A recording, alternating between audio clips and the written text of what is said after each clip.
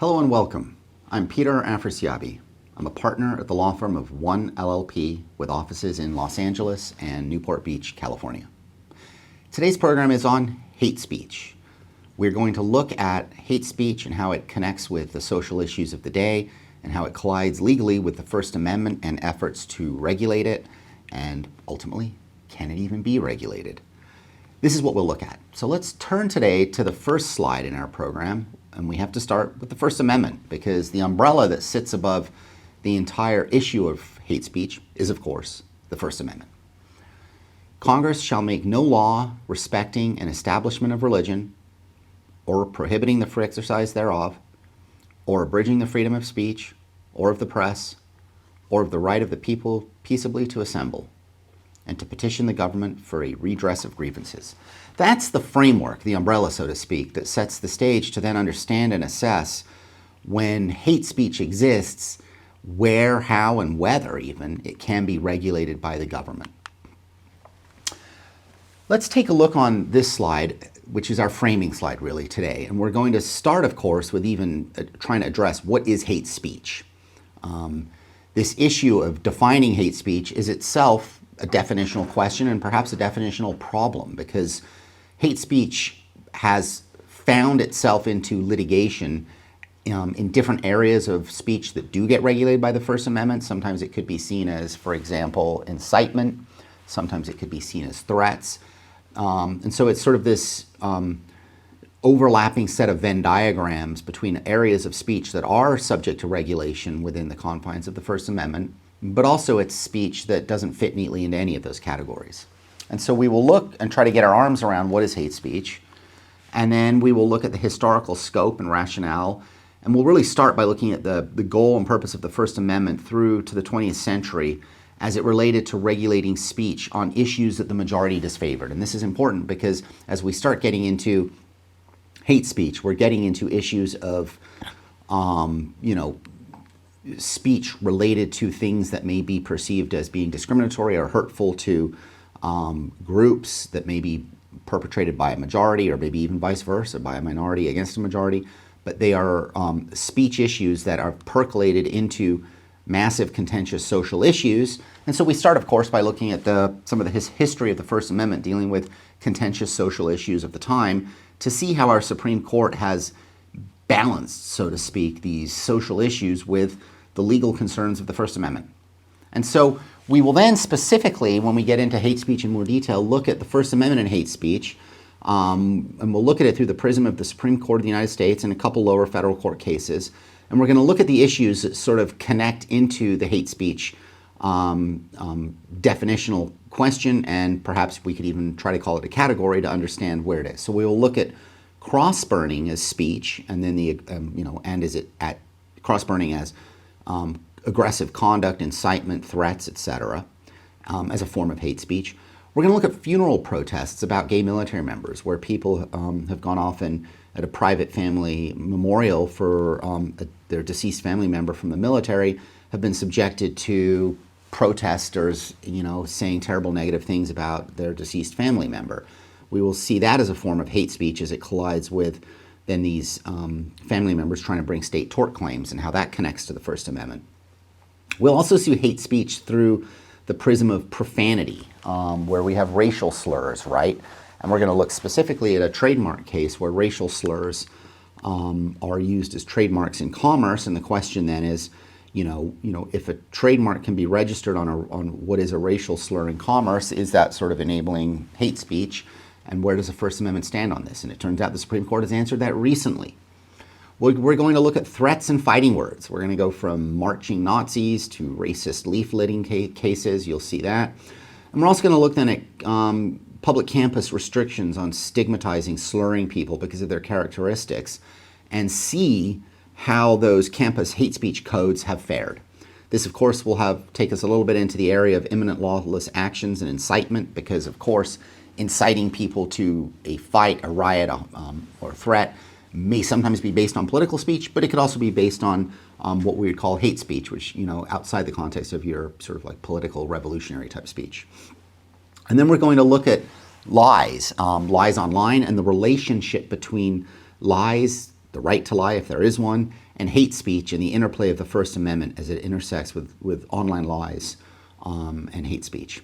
And we'll end with a little sidebar, and we'll look at other countries that have a free speech history like ours in terms of protecting and enshrining the concept of free speech, but we'll see the interplay of those legal regimes with hate speech and their efforts at regulating hate speech that will stand in somewhat stark contrast to where hate speech stands in the United States today. So let's get started with the question on this slide of what is hate speech? And this itself is a definitional problem at the outset. And when you have a definitional problem at the outset, you're going to have difficult cases all along. But a working definition that we can work with is speech that is offensive, repugnant, or hateful, contemptful, derisive, speech that could trigger violence against people because of their race, gender, religion, status, other protected categories. And that, of course, is a broad category, but that's a working definitional set that we can work with that lets us then look at hate speech cases within the law to see where courts have come down. Now, this broad category can include offensive, profane, hurtful speech. That's not to say all offensive, profane, hurtful speech is hate speech, but it can include them. And it may partially overlap similarly with other speech categories in cases that we are more familiar with. For example, threats cases, fighting words, and then the significant cross-burning cases that have made their way to the Supreme Court in the last several decades. The question that we fundamentally are asking as we look at hate speech is whether the First Amendment makes exceptions for repugnant, hateful, offensive speech that the government can limit. In other words, is hate speech protected within the First Amendment so that we have the right to engage in hateful speech? Or is it the type of thing that the government, can limit by legislation, regulation to control our ability to utter hateful speech? In order to answer the question today, we got to turn back to the past, though. So let's go back in time to some of the earliest cases since the founding of the Republic, and we're going to look at the First Amendment in the 19th century. And we are doing this historical walkthrough to get our arms around issues that are contentious, that trigger prosecutions because of speech and speech utterances on issues that are very divisive and provoke anger in the community at the time, because even if these aren't technically what we would define as hate speech today, they are getting at issues very similar to the hate speech issues we have to look at. And so we want to look at how the Supreme Court and how the courts have managed very, very difficult, contentious social, policy, political, economic issues of the day as they collide with First Amendment principles. We're going to start with Reverend Gruber of the Methodist Episcopal Church, and this is in 1819, and it's the case of State versus Gruber from Maryland. This case did not go to the U.S. Supreme Court, but it's an early free speech case that we can see how free speech prosecutions are triggered due to speech that angers and inflames the community, it's perceived. Here we have Methodist Episcopal Reverend Gruber, who's preaching a sermon. He's at a camp meeting that was organized by his Methodist Episcopal Church, and there are about 5,000 white people attending and around 400 slaves. And he offers a sermon on the horrors of slavery and how slavery is a national sin. It's contrary to the founding principles. And he offers this powerful sermon, this sort of built around the sort of abolitionist ideas and the idea that slavery is fundamentally morally wrong, and we've got this embedded national sin that exists in our country and our Constitution. And the Maryland authorities did not like this. This was the type of speech they believed that was going to stir up acts of mutiny and rebellion. Of course, that quote you see there, that's not perfectly engrafting what we would say is hate speech today, but acts of mutiny and rebellion can be predicated upon ideas of hate. But nonetheless, Gruber was arrested, and in his criminal indictment gets charged with that. So he has to go to trial. He gets a lawyer, and in perhaps tragic irony, sad irony, surprising irony, he gets a lawyer to defend his right to engage in this abolitionist speech to condemn slavery. The lawyer he gets is a lawyer by the name of Attorney Taney. And Attorney Taney does a good job and gets an acquittal for Reverend Gruber. Part of the result of this is that the southern states thereafter began passing actual affirmative laws banning abolitionist literature and speech. on the idea that it was interfering too much with sort of their desire to maintain the slavery status quo. Attorney Taney, of course, many years later became Chief Justice Taney of the U.S. Supreme Court and was the author of the infamous Dred Scott versus Sanford decision in 1857, which denied any rights to Black Americans, free or enslaved. Sort of the horror case in our legal history that we all know. He ended up being the justice writing the decision. But in any event, that's an early case dealing with speech that's stirring up anger in the community in this early collision between forces fighting for abolition and the abandonment of slavery and those who wanted to perpetuate slavery. Let's move on to 1885.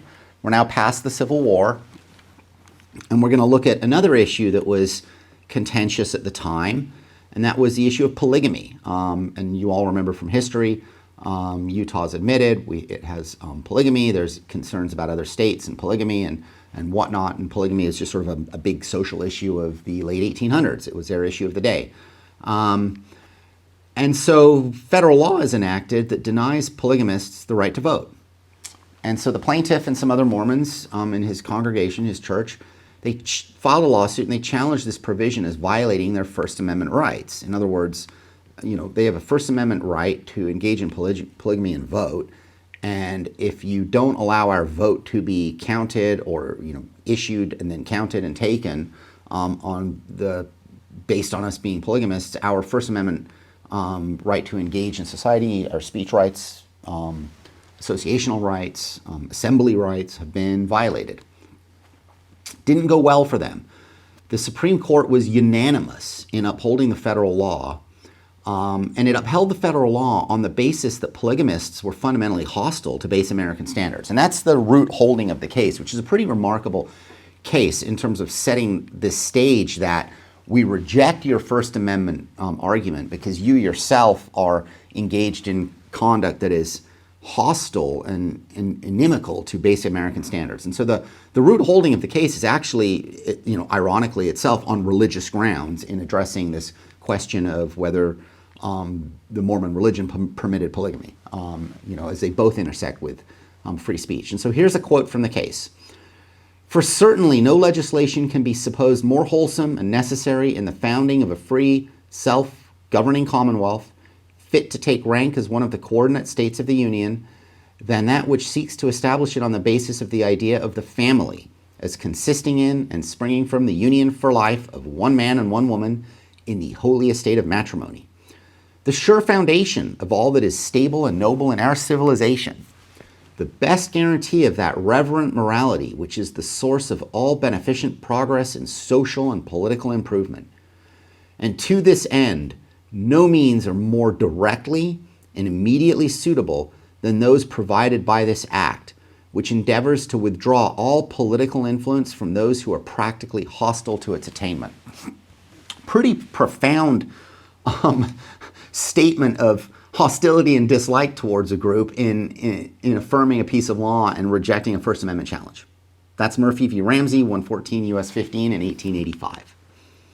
This brings us, of course, to the 20th century, and we'll turn our chapter and now focus on other speech that was perceived as being, disloyal, profane, scurrilous, abusive, a version of hate speech at some level in terms of, speakers who were perceived as hating the United States in their speech, and so therefore were subject to regulation for their speech. And this brings us to Debs versus United States, 249 U.S. 211. It's in 1919.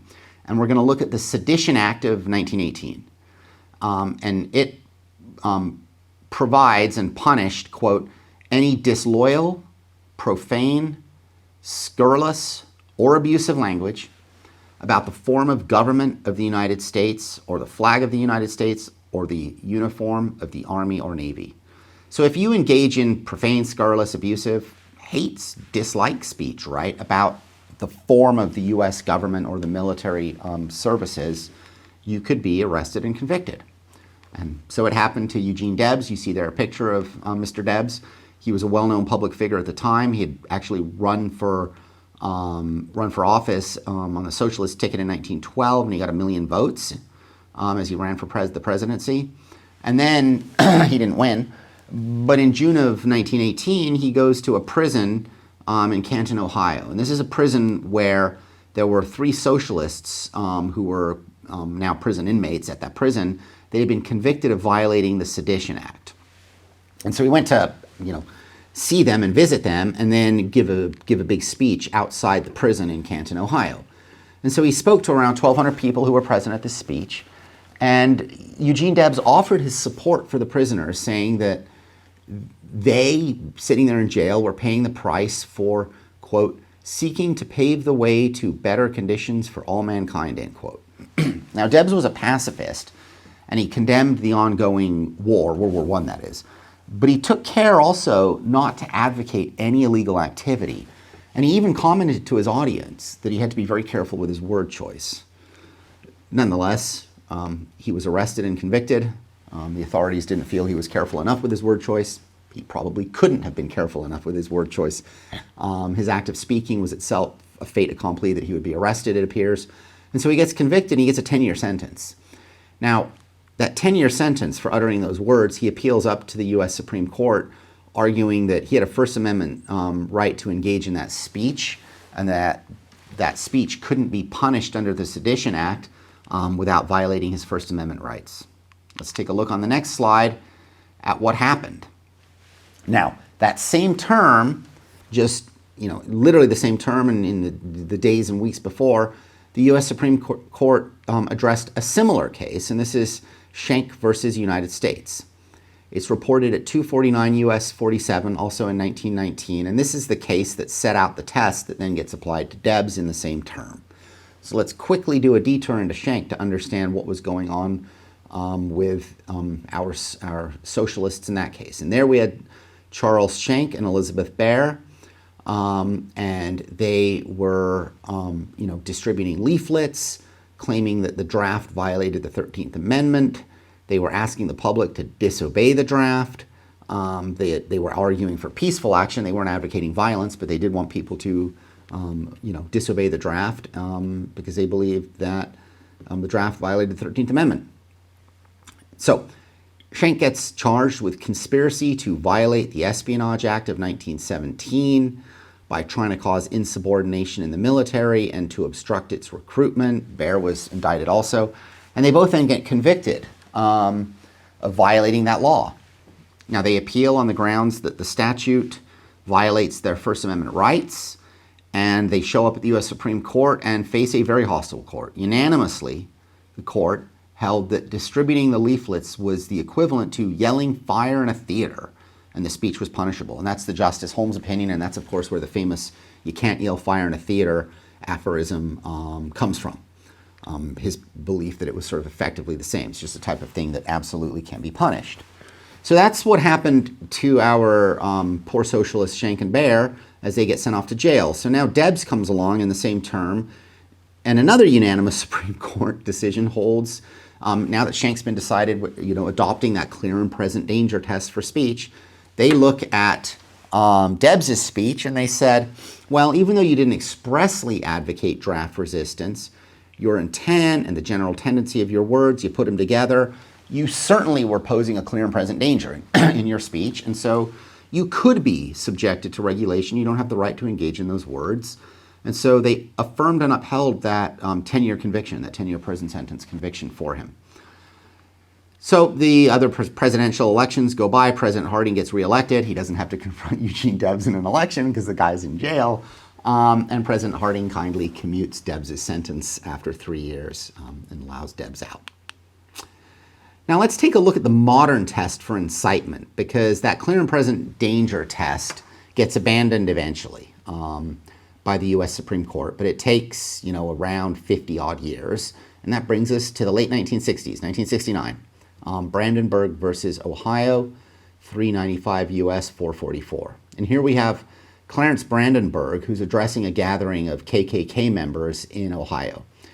And he gives a speech. He invites the media representatives to come and record the speech as a footnote and a side view. I wasn't able to find it online, but perhaps there are copies of it out there somewhere. I looked on YouTube and couldn't find it to actually see his actual speech because I was curious to actually play it for you if it was available. Couldn't find it. But nonetheless, we have the description of what he said. And what he was discussing was this sort of virulent anti-Semitic and anti-Black statements. It's what we would call hate speech, right? He discussed the fate of the white Caucasian race at the hands of the government. He made these anti-Semitic and anti-Black statements. He said that there was the need perhaps for white Americans to engage in revengeance, and that put that in quotes with a sick because I think he meant either revenge or vengeance, or maybe it was an intentional blurring of the two words into a new word. But nonetheless, you get the point. Saying that may have to happen if the federal government and the federal courts continued, suppressing the white Caucasian race, end quote. And so at the same time he gave those words, he said the Klan was going to get together and march on Independence Day on Washington, D.C. as in their showing of, strength and whatnot. And so he gets arrested and convicted of advocating criminal activity or unlawful methods of terrorism and political reform. And, under the clear and present danger test, he is convicted. It's seen as being within, like Abrams, Schenck, and Debs, you lose, it's enough, you go to jail. The U.S. Supreme Court, however, unanimously reverses his conviction and abandons that clear and present danger test from the prior cases and adopts instead a different test.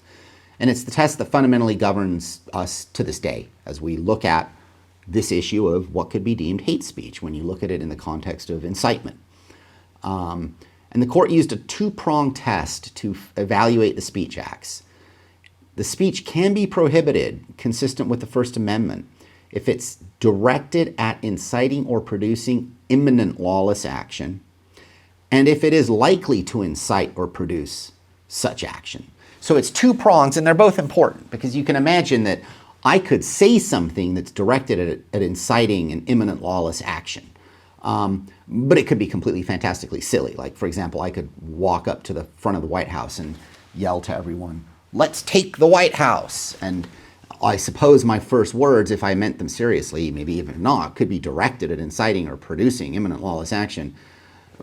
But whether an idiot like me standing at the White House gate saying that was likely to incite or produce such action would be a different story. So it's a tight test that requires this sort of nexus between words that incite and really push people to doing something imminently, coupled with the idea that one has the ability to actually incite or provoke such an imminent reaction.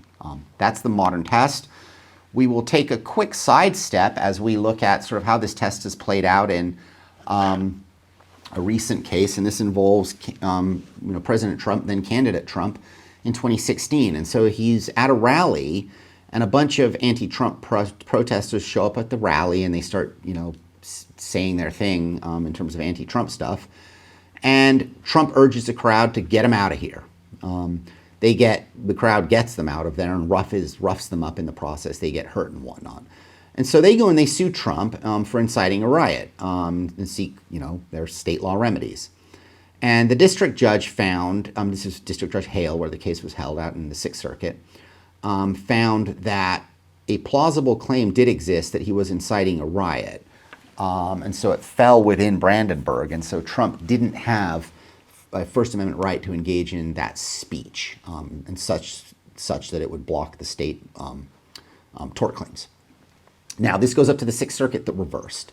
And the Sixth Circuit relied on Brandenburg and stressed the need for a very tight Brandenburg test to protect a broad range of First Amendment speech.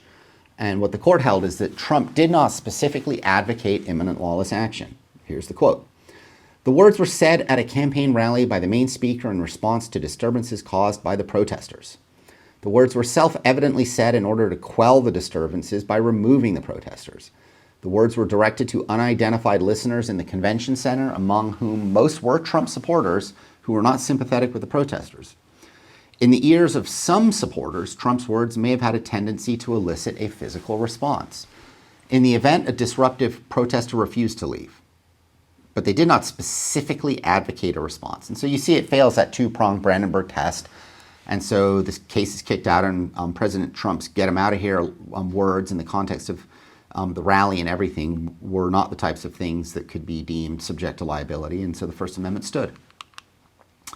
Now let's take a look at threats and speech limits, and this is sort of a way we intersect hate speech with threats, and we will look at true threats. And these are words or expressive conduct that indicate to the recipient of the words that speaker, or it could be expression, I mean the words written, oral, that the speaker is about to conduct some form of violent act. And so the government can prevent threats that are aimed at violent acts against people, can certainly be punished, and you can't go to criminal court and say that you had the right to get in someone's face and say you're going to kill them because of the conduct associated with it. And so threats are outside the scope of the First Amendment. Now, we do have a tightening of this in 2023 from the U.S. Supreme Court in terms of some restrictions on the breadth of what a threat is. And so, if you imagine, a bubble with First Amendment and threats being a part of it, there's a whole range of First Amendment protected speech, and then threats are outside the First Amendment. The Supreme Court's pushed in on that bubble and made it a little bit tighter in recent years, and this is the Counterman versus Colorado case. And here we have Mr. Counterman, who was convicted for stalking and threats after a campaign against a woman, and he had said, was that you in the white Jeep? It seems like I'm being talked about more than I'm being talked to. This isn't healthy. Eventually, you're not being good for human relations. Die. Don't need you. And so the question then, he then is convicted under a threat statute, and he said that, it was First Amendment speech. And they said, no, that was threats. Between that and your conduct that was going on, it met the true threat standard. And so the issue that goes up to the Supreme Court is whether the speaker needs to know that the words were threatening, or is it simply enough that a reasonable person could interpret them as threatening, even if the speaker didn't subjectively have a basis to think that he was engaged in threatening conduct, right? That's the issue that the Supreme Court took. And it's an important issue for understanding the contours of what's a threat. Here's what the Supreme Court held. The state must prove in true threat cases that the defendant had some subjective understanding of his statement's threatening nature. So there has to be some subjective understanding that this is threatening. Now, it's not a get out of jail free card, because what they said is the First Amendment requires no more demanding a showing than recklessness. In this context, a recklessness standard, i.e. a showing that a person consciously disregarded a substantial and unjustifiable risk that his conduct will cause harm to another, is the appropriate mens rea. So if you can show this reckless standard, then you can prosecute someone for a true threat. But you do have to show some conscious disregard of a substantial risk that they were causing harm. And there is some mens rea standard on the defendant. Otherwise, there's a problem in terms of defining it as a threat subject to prosecution. Let's shift now on our next slide to fighting words and speech limits. And fighting words is going to take us to the case of Czaplinski versus New Hampshire. And this is sort of, again, where we have overlapping Venn diagrams, so to speak, between fighting words and hate speech. Some fighting words may be hate speech, some may not, but there is some overlap. This case involved 1942, 315 U.S. 568, and it involved Mr. Czaplinski, who interacts with a police officer and calls him a damned fascist and a racketeer. And police, not interested in hearing that, arrest him and convict him. He gets convicted eventually in the state of New Hampshire for violating a New Hampshire law that prohibited speech directed at a person on public streets where that speech derides, offends, or annoys others. Now, the Supreme Court ultimately upheld the conviction because the words constituted fighting words and the government has an interest in promoting peace. So that's an example of speech, at least at that time, that could be prosecuted and did not find First Amendment refuge for the person uttering it.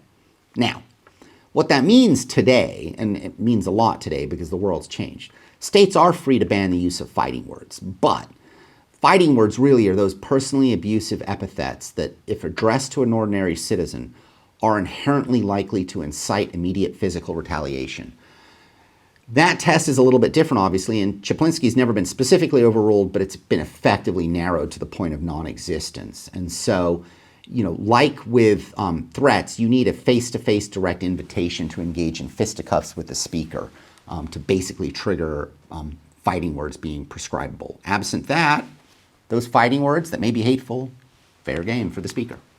So now let's shift now to the 21st century. And we'll look here on the slide at a recent poll, relatively recent, in 2022 from the Foundation of Individual Rights in Education, I think known as FIRE, found that 57% of the respondents to the poll recognized that the First Amendment should protect hate speech from government regulation or censorship, but 45% believed it should not be protected. And, fairly evenly split camps, more obviously on the side of protection versus regulation.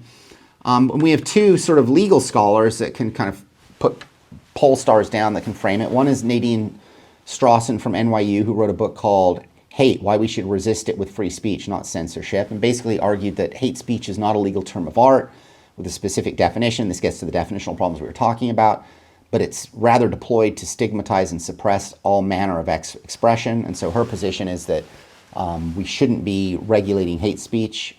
Censorship isn't the approach. Fight speech with speech. The other side, in terms of legal scholars, we can look at a book called Must We Defend Nazis?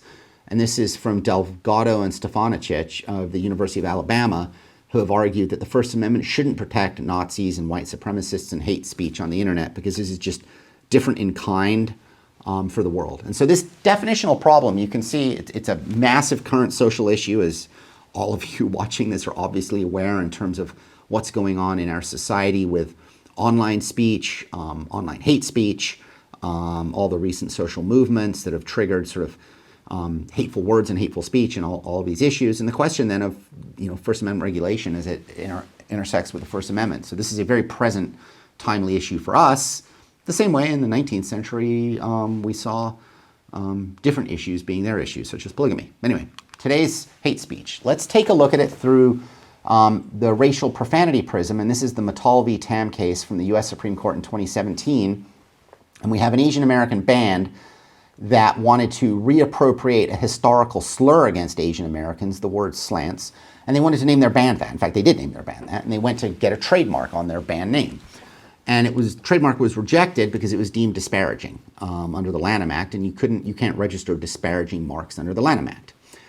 And so, in other words, being able to go out and use that word in commerce could definitely be deemed hateful, as a subset of disparagement. The Supreme Court held that the USPTO erred, that you cannot deny someone a trademark simply because it's disparaging, because that becomes a viewpoint restriction that fails the First Amendment because of the view it espouses. And so it's a very, very significant case in that, and here's the holding from Justice Alito, speech that demeans on the basis of race, ethnicity, gender, religion, age, disability, or any other similar ground is hateful. But the proudest boast of our free speech jurisprudence is that we protect the freedom to express the thought that we hate. Express kind of hate speech case where the court said, absolute right to engage in that speech. The government can't limit your right to get a trademark that you use in commerce or engage in that speech. And the First Amendment then allows and protects the free speech of the speaker from government regulation for that kind of hate speech. And so this is significant because it ties into hate speech, obviously, because the case didn't hinge on the fact that the band wasn't engaging in racism. The band was actually, reappropriating this slur to kind of drain it of its historical negativity.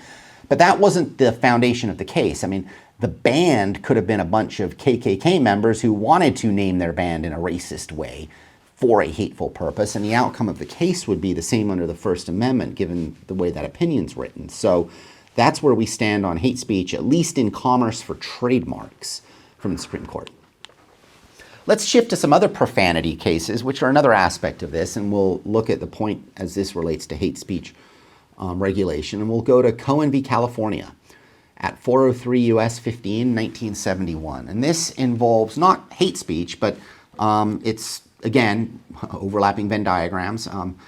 To some, maybe it was hateful, to others, maybe not, but probably not within the core of our definition, but a few tweaks to the fact pattern, and you'd be right at the core of hate speech. And so here's the facts. Cohen's, shows up to court wearing a jacket that says "fuck the draft" on it.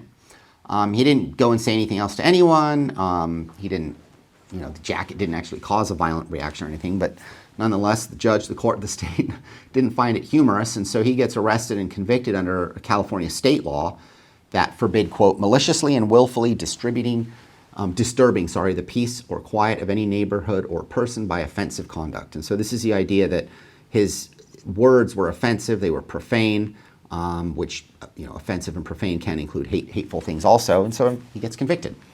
Supreme Court holds that the conviction was a content and viewpoint-based restriction. The message conveyed didn't fit into exceptions to the First Amendment, and so the conviction had to be overturned. And the important language, like we just saw in the Mattal case of the band going to the Supreme Court in 2017, in 1971, a full 50 years earlier, we have the Supreme Court saying, the constitutional right of freedom of expression is very broad and powerful and is designed to remove government restraints from public discussion.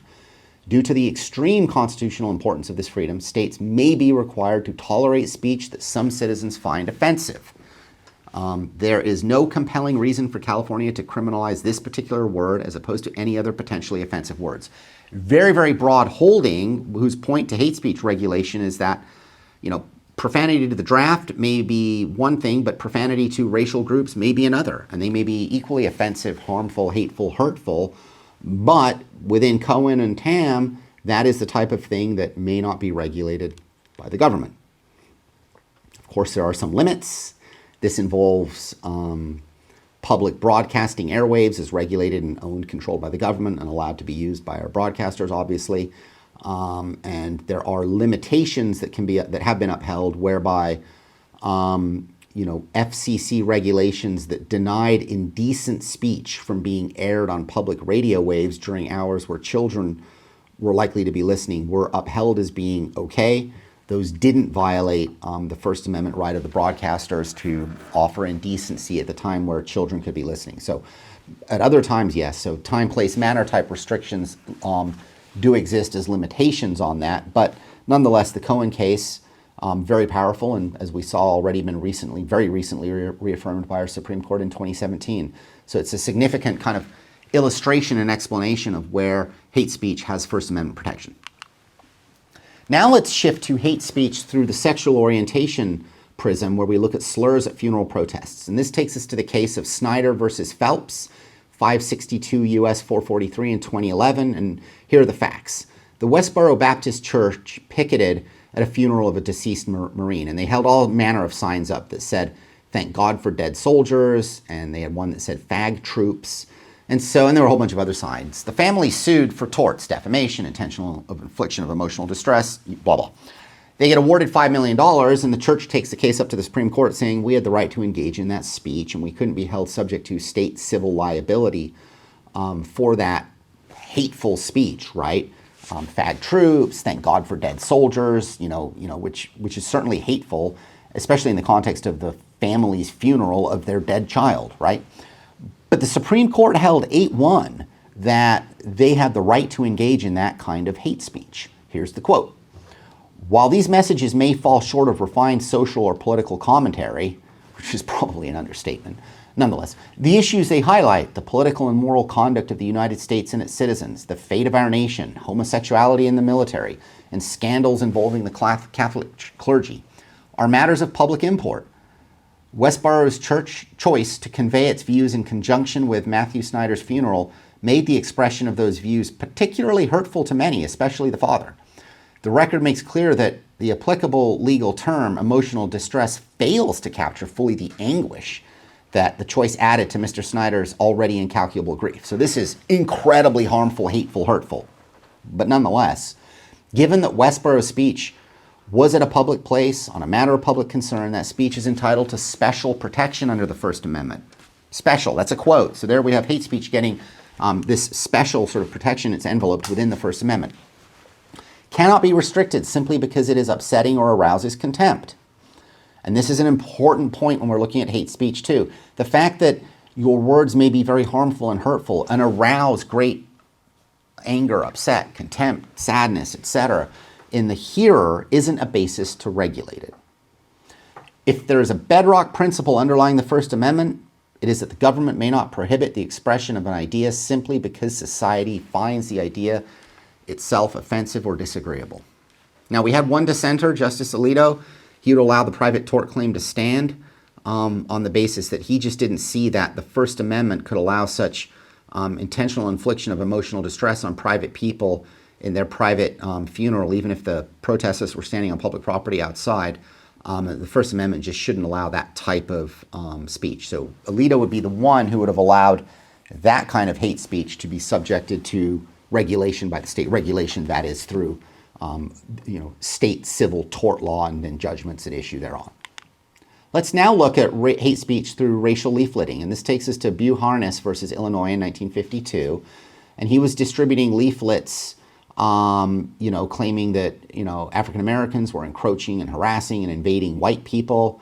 He asked whites to unite against the violence that he claimed was being perpetrated by African Americans. He said, quote, "If persuasion and the need to prevent the white race from becoming mongrelized by the Negro will not unite us, then the aggressions, the rapes, the robberies, the knives, the guns, and marijuana of the Negro surely will." So he makes all these statements about African Americans, Black Americans in our society, and he got charged under a law which made it illegal to distribute any publication that exposes the citizens of any race, color, creed to contempt, derision, or obloquy. So we have a hate speech prosecution, and the question is whether the law violates the First Amendment.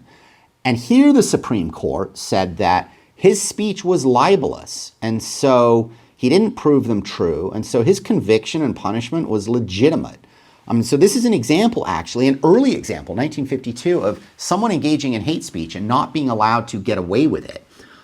Now, the line is very important because the line that the court, the 5-4 decision, held on was that his hate speech was also libelous. And so it became not just one offering hateful opinions and saying terrible opinion-type statements, but saying hateful things as facts, which turned out not to be true. He didn't prove all those crazy things he was saying.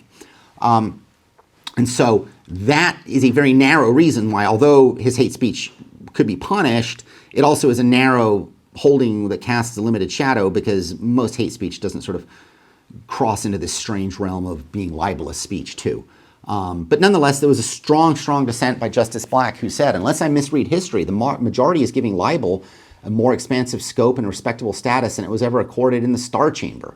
For here it is held to be punishable to give publicity to any picture, moving picture, play, drama, sketch, or any printed matter which a judge may find unduly offensive to any race, color, religion, creed. In other words, in arguing for or against the enactment of laws that may differently affect huge groups, it is now very dangerous indeed to say something critical of one against the other. A core underlying principle, right, that we saw in recent cases being adopted by our current majorities. Here it was in the dissent.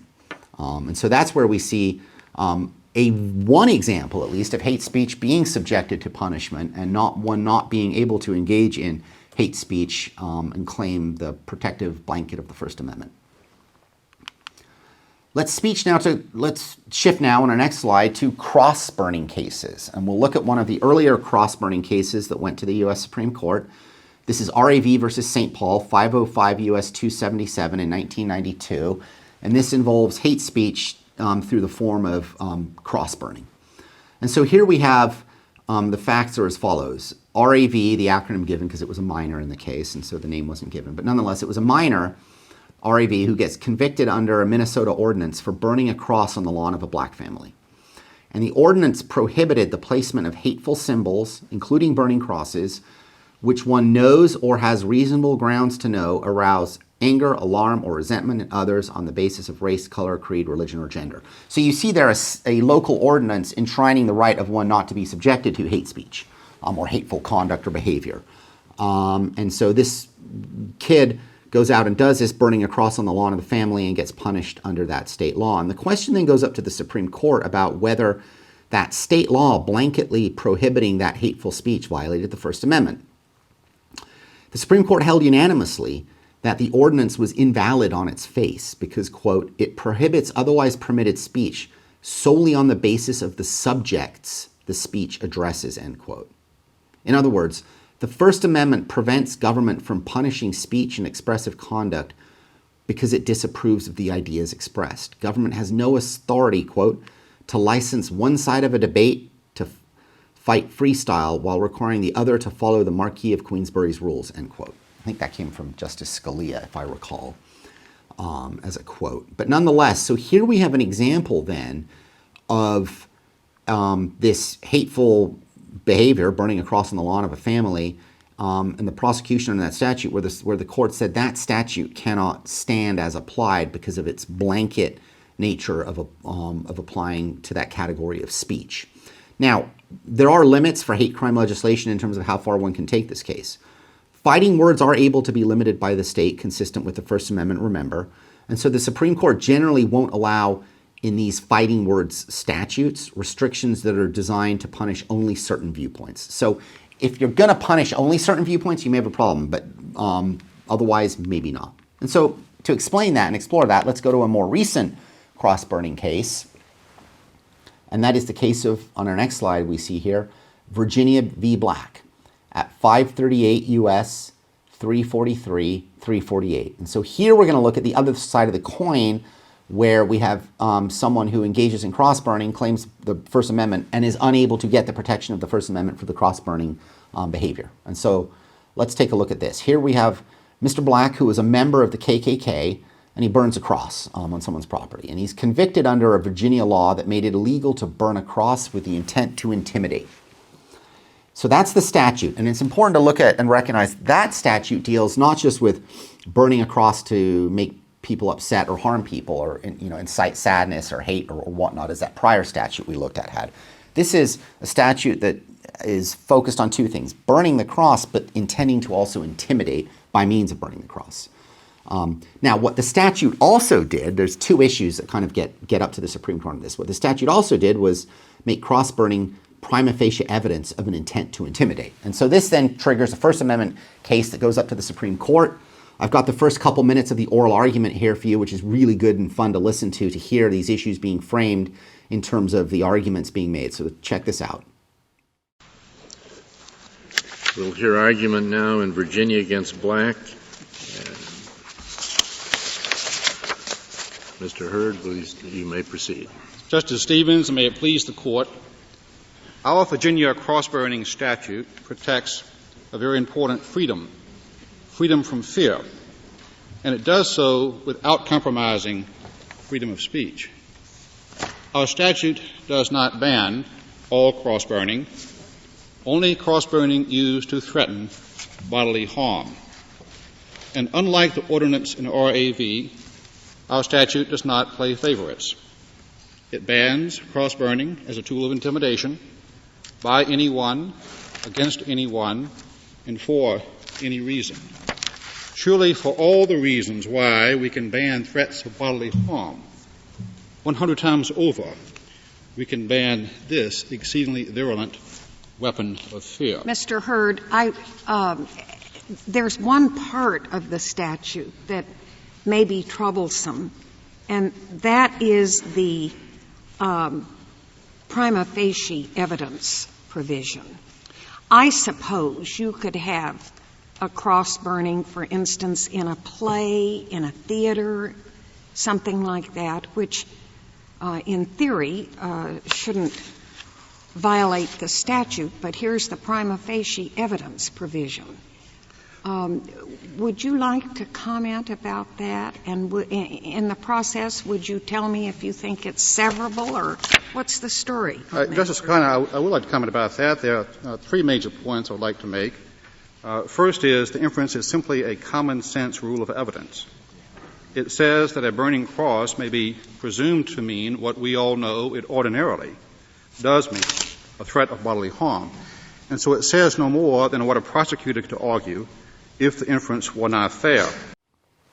All right, so how did the Supreme Court address that oral argument? It held in a plurality opinion that while a state consistent with the First Amendment can ban cross-burning carried out with the intent to intimidate, this statute treating any cross-burning as prima facie proof of the intent to intimidate is unconstitutional. In other words, that presumption that if you burn, you then possess, you were in fact, intimidating people, is something that the First Amendment couldn't stand and allow. And you could, for example, have people who don't put on a defense, and if they don't put on a defense, as they have the constitutional right to do, to not put on a defense and put the state to its burden, the state's been just kind of guaranteed an automatic conviction because the intent to intimidate is presumed. So that statutory presumption is unacceptable. But otherwise, you take away that, burning a cross with the intent to intimidate is otherwise the type of hateful speech and behavior, conduct that can be prescribed, and the First Amendment won't protect people. And so this is another rare instance in recent times at least 2003, where the Supreme Court's ruled in favor of restricting hate speech. Now let's take a look at hate speech through the Nazi marches. And I'm sure you all remember from law school or from the press the famous Skokie, Illinois case in the 1970s. This is the case of Skokie versus the National Socialist Party. And this comes from the Illinois Supreme Court in 1978. Skokie is a town in Illinois, a small town. And basically the Nationalist Socialist Party of America, the American Nazis, had made all sorts of obviously hateful and racist comments about the Jewish people and people of color. And the village of Skokie at the time in Illinois had a small population of 5,000 to 7,000 people. And most of them were the Nazi concentration camp survivors from World War II. And the Nazis wanted to go rally in the town, dressed up in all their Nazi outfit, regalia and all that. And Skokie sued to actually stop this rally, saying that this is the most hateful thing imaginable, obviously. We're survivors of the concentration camps, and these people want to come march through our town. And so the trial court issued an injunction stopping the rally, saying they didn't have the right to go out and engage in that rally. It was just too hateful, right? It goes on appeal. Now, the appellate courts in Illinois were dragging their feet and addressing it. And so this rally that the Nazis wanted to hold was in effect stayed. And so there was an emergency petition taken to the Supreme Court of the United States by the Nazi Party, represented by the ACLU, given their stance at the time on free speech, to ask the U.S. Supreme Court to address this, because if the state appellate courts were allowed to just drag their feet forever, it effectively amounted to a prior restraint, and it never let the issue be addressed. The Supreme Court actually granted that and simply said that if a state seeks to impose a restraint of this kind, it must provide procedural safeguards. In other words, what the U.S. Supreme Court said, we're not going to get into the merits of whether the speech is protected or not, but if you are going to stay a rally, which is speech, you better address it really fast with proper procedural mechanisms in place. In other words, address it on the merits, Illinois appellate courts. Don't stick your head in the sand and delay. Illinois Supreme Court then gets the case, and they ruled in favor of the American Nazi Party, allowing them to hold their rally. Now, as it all turned out, ultimately they did not hold the rally in the town. There was some compromise of some kind that was brokered between other people, and they held their rally in downtown Chicago or something like that.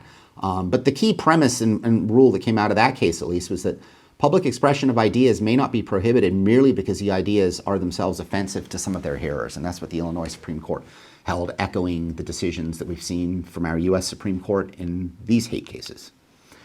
This brings us to flag burning. Texas v. Johnson. Flag burning is that hate speech. I mean, many people find it immensely harmful, hurtful, offensive to see the U.S. flag burned, obviously. And so it's a form of hate speech in a way, and this went up to the U.S. Supreme Court in the 1980s, 1989 in Texas v. Johnson, where we have Gregory Lee Johnson burning an American flag outside the 1984 RNC convention. He wanted to picket and protest Reagan's policies. He gets arrested and charged under a statute that made it illegal to desecrate a venerated object, which included the American flag, if this would incite anger in others. Kind of a core overlap idea of hate speech at some level in terms of damaging venerable symbols that really harm and offend others. He gets convicted. It goes up to the U.S. Supreme Court. Let's listen to the first couple minutes of the oral argument here too, because it's a great oral argument to listen to see how the issues are getting framed so that we can then get to the decision. So listen to this. Why did the defendant's actions here destroy the symbol? His actions would have been useless unless the flag was a very good symbol for what he intended to show contempt for.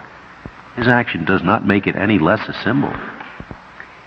Your Honor, we believe that if a symbol over a period of time is ignored or abused, that it can in fact lose its symbolic effect. I think not at all. I think when somebody does that to the flag becomes even more a symbol of the country. I mean, it seems to me you're running quite a different argument. Not that he's destroying its symbolic character, but that he is showing disrespect for it. That you not just want a symbol, but you want a venerated symbol.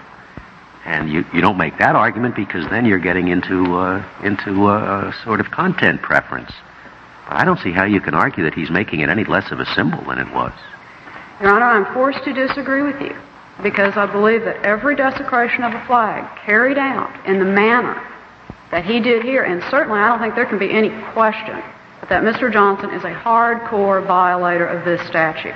If his actions in this case, under the facts of this case, do not constitute flag desecration, then I really am not quite certain what would constitute flag desecration. They desecrate the flag, indeed, but do they make it? Do they destroy the symbol?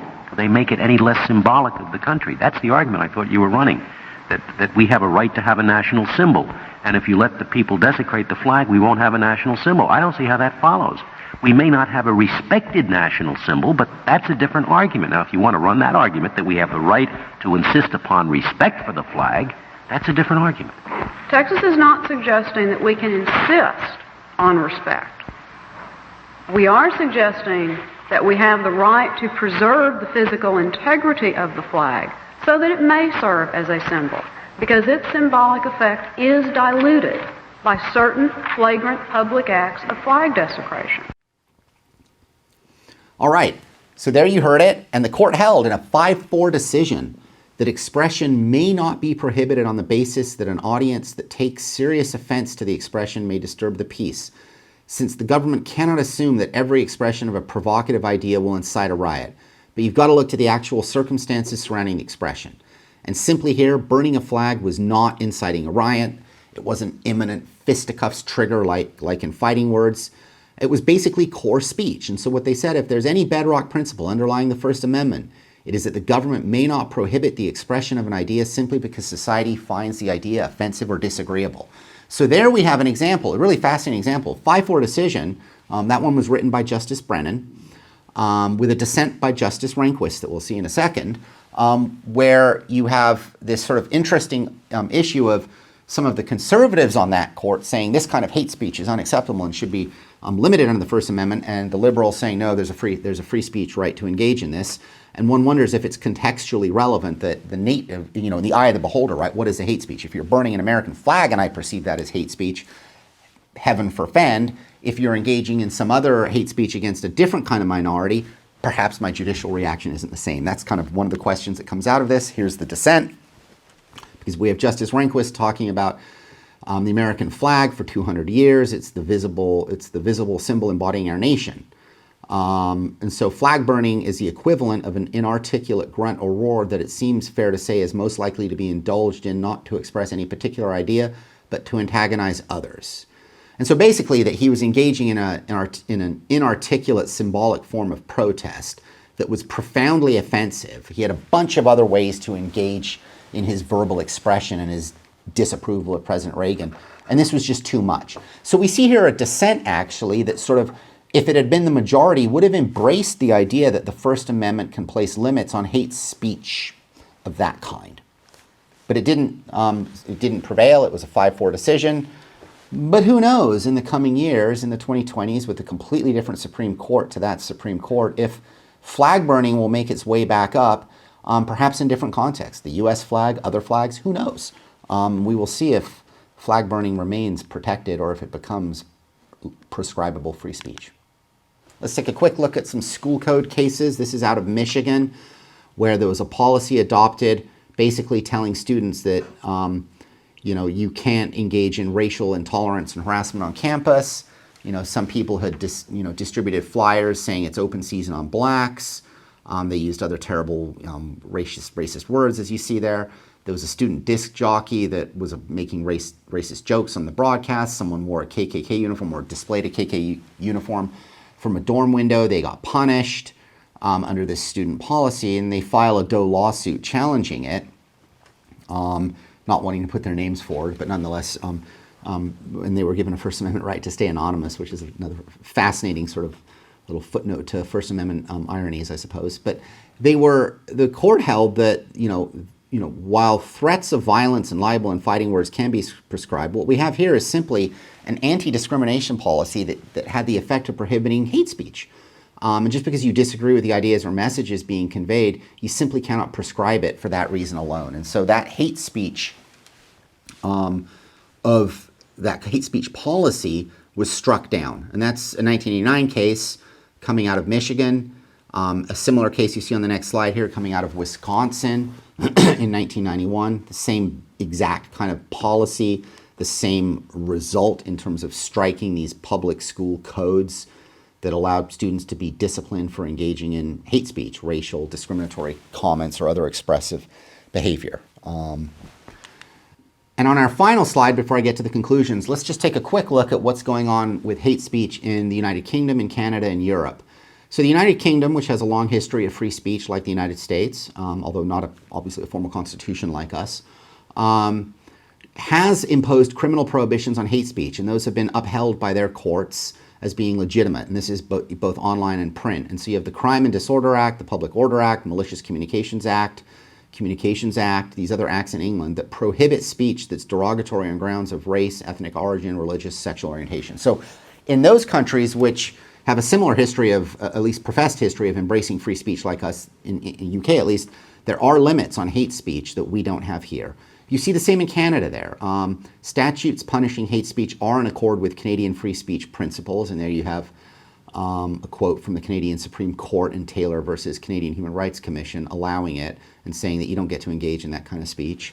And Germany, too, allows people to be subjected to imprisonment for attacking the human dignity of others by inciting people to hate segments of the population, advocating violent or arbitrary measures against them. Violence, of course, being similar to here, not being allowed.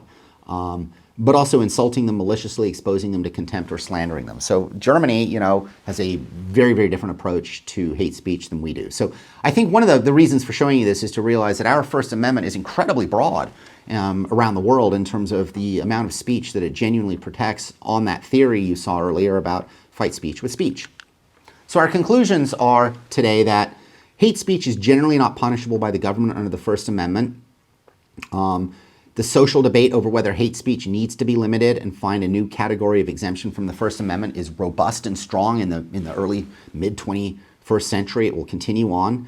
And we saw several cases where hate speech restrictions were subject to regulation under different First Amendment regimes, and rarely did the hate speech regulations get affirmed. We saw the racial slurs in commerce not being allowed to be subjected. There's a First Amendment right. That was our Tam case, the profane language case of Cohen. Hate speech about sexual orientation at a funeral was protected in that funeral case. We saw hate speech and racial leafleting being protected unless it was libelous, but otherwise being protected. The Nazi March being protected. Outright cross-burning being protected unless it can be punished as part of actionable intimidation, along with other laws. Flag burning that could be offensive, harmful, hateful to others in terms of how they interpret it can't be criminalized or punished either. And even public university codes that outright affirmatively punish hate speech were found unconstitutional. And so the result, I think, of our program today, we've seen, as we've done this unique walk down hate speech within the First Amendment as its own category, is that hate speech is squarely protected unless one engages in intimidation, harassment, torts of some kind, or the speech perhaps is defamatory or libelous. But there's no current ability, ultimately, of the government to regulate hate speech simply for being hurtful or offensive or hateful. Thank you very much for watching this program on hate speech. If you have any questions, as always, please reach out to me.